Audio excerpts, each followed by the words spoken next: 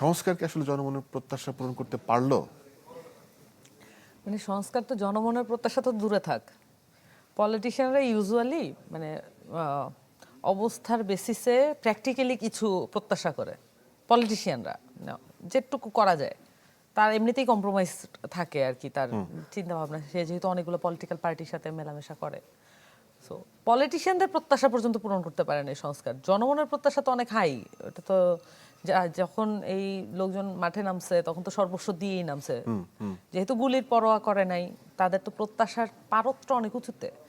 So আমার কাছে মনে হয় যে মানে সরকারের এবং এই যে পুরো ঐকমত্য কমিশনের সবগুলো যে সাব কমিশন, এই কমিশনগুলোকে আসলে আমরা কি সময় দিতে পারলাম না, নাকি তারা কোনো বাধাপ্রাপ্ত হলো? আমি কিছুদিন আগে, দুদিন আগে সম্ভবত দেখলাম যে দুদক সংস্কার কমিশনের প্রধান ছিল ইফতেখারুজ্জামান। উনি বলেছেন 7 জন উপদেষ্টা বাধা দিয়েছেন। আজকে উনি একটা ফোরামে মন্তব্য করেছেন এই 7 জন উপদেষ্টার, মানে ওই কথাটাই উনি রিপিট করেছেন, এবং 7 জন উপদেষ্টার মধ্যে একজন হচ্ছে চিফ অ্যাডভাইজার।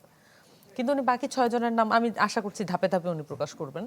সো এইটা যদি হয় তাহলে একমাত্র ইফতেখারুজ্জামানকে আমি দেখলাম যে উনি এতদিন পরে এসে, যদিও আমি এটা নিয়ে কমপ্লেন করতে চাই, যে উনি উনি প্রকাশ করছেন যে কার কারণে হ্যাঁ, একদম পারেননি। শেষ সময় এসে প্রশ্ন হ্যাঁ, যখন আসলে কিছুই করা থাকবে না। কিছুই করার থাকে না। কিন্তু অন্যান্যরা যারা, তারা কমিশনে বসেছেন, পাবলিকের ট্যাক্সের টাকায় তাদের বেতন হয়েছে, কিন্তু ওনারা কি এটা আর কতদিন? মানে এটা তো আসলে নেক্সট এমপিদের মধ্যেও ঘটতে পারে, তাই না?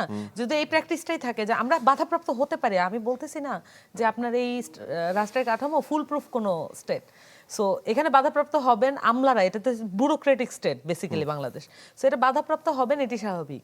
কিন্তু আপনি যখন জনগণের ভোটে নির্বাচিত হন বা রক্তস্নাত কোনো ম্যান্ডেট দিয়ে নির্বাচিত হন, তখন কিন্তু আপনার দায় হচ্ছে আপনি কোথায় বাধাপ্রাপ্ত হচ্ছেন ভয় ডর উপেক্ষা করে, পরিবারকে উপেক্ষা করে সেই বাধাটা প্রকাশ করা।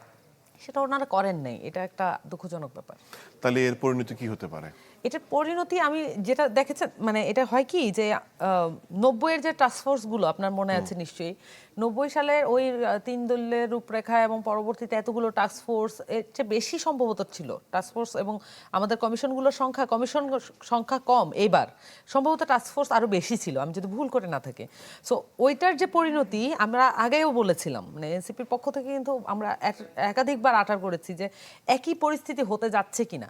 কারণ আমি, হ্যাঁ, জুলাই সনদের উপরেও যেমন অনেক কিছু নির্ভর করছে, একই সাথে কিন্তু ওই যে প্রস্তাবনাগুলো, ওইটার যে ইমপ্লিমেন্টেশন মাঠে, ওইটার উপরেও কিন্তু অনেক কিছু নির্ভর করছে। কারণ ওখানে অনেকগুলো ডেমোক্রেটিক, সব আপনি করতে পারবেন না, এবং ওখানে ওনারা কিন্তু মেয়াদ আলাদা করে দিয়েছেন, স্বল্প মেয়াদি, দীর্ঘমেয়াদী। সো এই জিনিসটা, মানে এই বিষয়গুলো যদি ইমপ্লিমেন্টেশন করা না যায়, ডেমোক্রেটাইজেশন আপনি হচ্ছে মুখে দাবি করলে বা একটা ভোট দিলে ডেমোক্রেটাইজেশন হয় না। সো এইটা আসলে পিপল তো একসময় বুঝবে। মানে হ্যাঁ, আমাদের পিপলের তো আসলে একটা সহ্য ক্ষমতার মধ্যে তারা রাখার চেষ্টা করে, কিন্তু সবসময় এটা থাকবে না আমার কাছে মনে হয়।